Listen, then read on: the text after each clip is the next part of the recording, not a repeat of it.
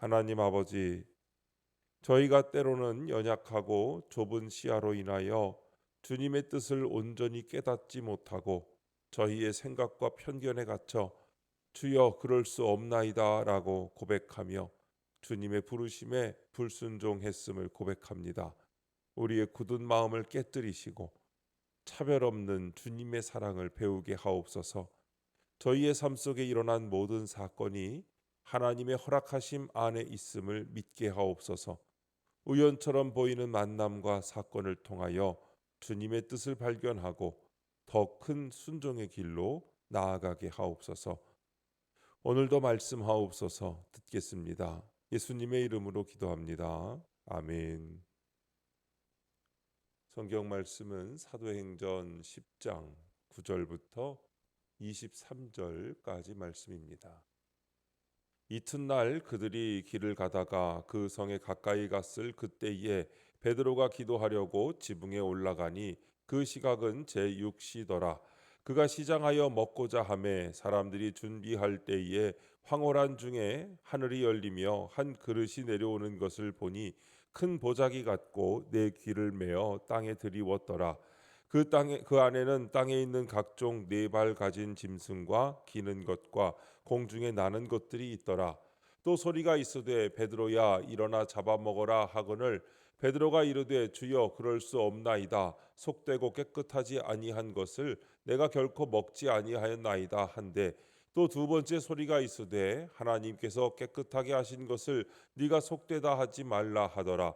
이런 일이 세 번 있은 후 그 그릇이 곧 하늘로 올려져 가니라.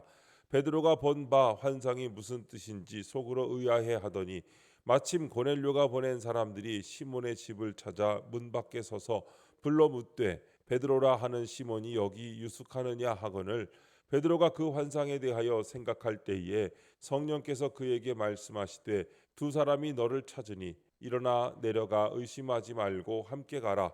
내가 그들을 보내었느니라 하시니 베드로가 내려가 그 사람들을 보고 이르되 내가 곧 너희가 찾는 사람인데 너희가 무슨 일로 왔느냐. 그들이 대답하되 백부장 고넬료는 의인이요 하나님을 경외하는 사람이라. 유대 온 족속이 칭찬하더니 그가 거룩한 천사의 지시를 받아 당신을 그 집으로 청하여 말을 들으려 하느니라 한데 베드로가 불러들여 유숙하게 하니라. 아멘.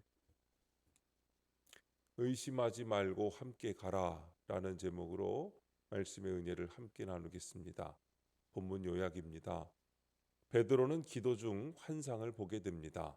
하늘에서 내려온 큰 보자기에는 여러 종류의 짐승이 있었는데 하나님이 베드로에게 그것을 잡아먹으라고 하십니다.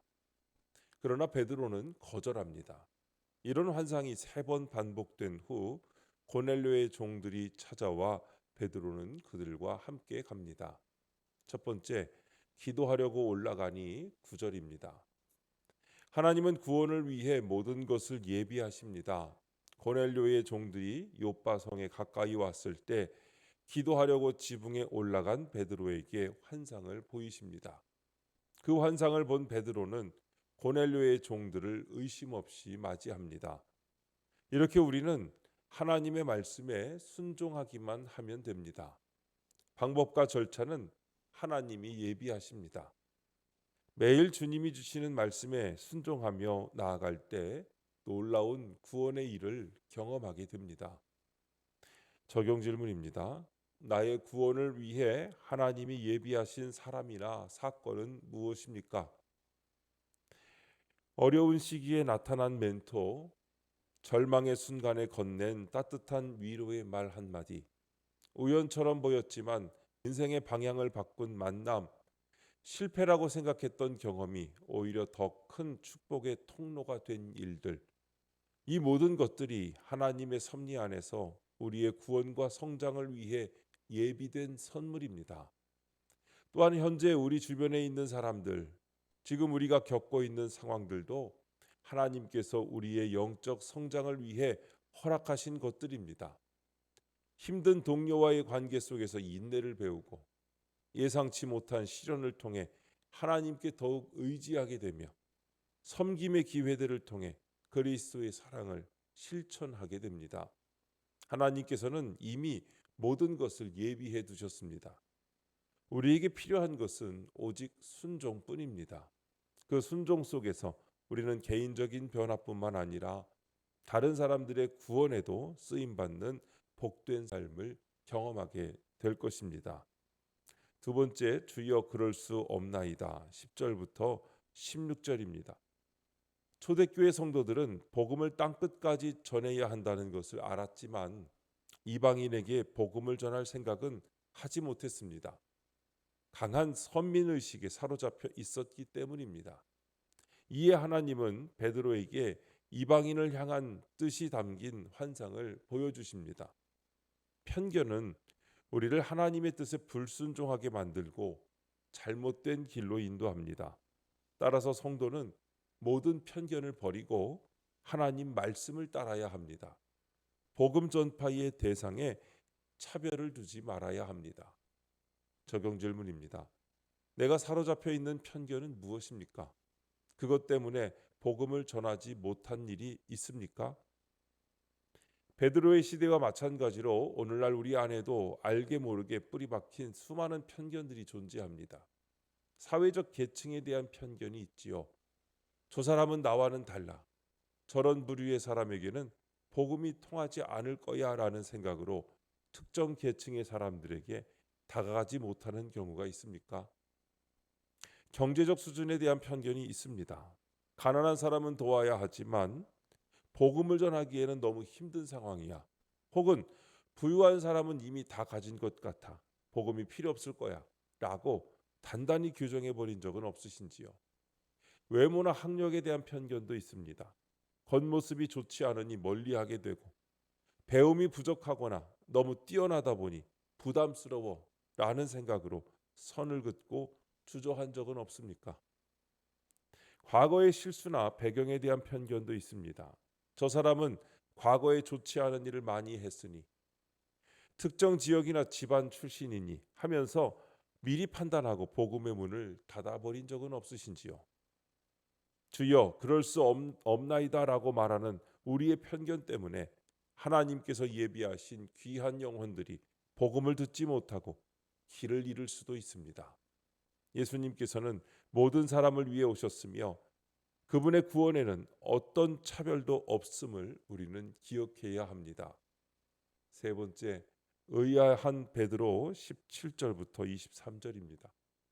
베드로가 자신이 본 환상이 무슨 뜻인지 의아해할 때 고넬료가 보낸 종들이 시몬의 집에 도착합니다. 이렇듯 하나님의 일에는 우연이 없습니다. 모든 것이 하나님의 통치 아래 하나님의 계획대로 이루어집니다.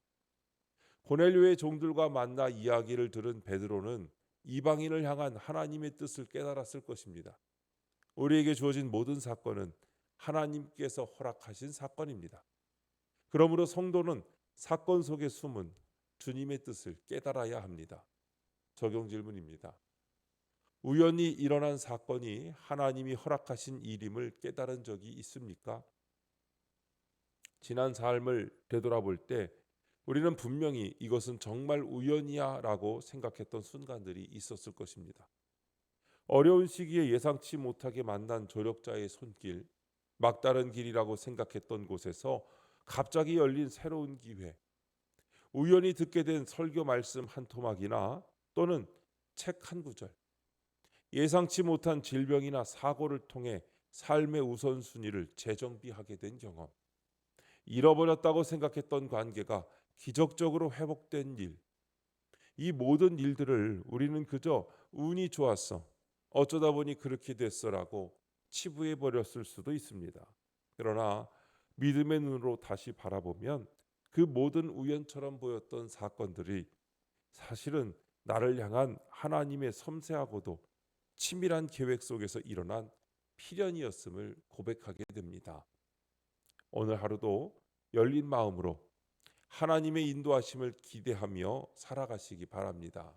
우연히 일어나는 모든 일들 속에서 하나님의 음성을 듣고 그 뜻에 순종하는 복된 하루가 되시기를 소망합니다. 기도하겠습니다. 하나님 아버지, 구원을 위해 모든 것을 계획하시고 예비하시는 하나님을 신뢰하며 나아갑니다. 저희의 편견으로 구원의 일을 방해하지 않도록 도와주옵소서. 오늘 저희에게 찾아오는 사건 가운데 하나님의 뜻을 묵상하고 깨달을 수 있도록 은혜를 내려 주옵소서. 주님, 이 시간 주님께 기도드리는 성도의 기도 가운데 함께하여 주시옵시고 주님의 세미한 음성을 들려주시며 그 선하신 손길로 붙들어 주시옵소서. 우리 주 예수님의 이름으로 기도드립니다. 아멘.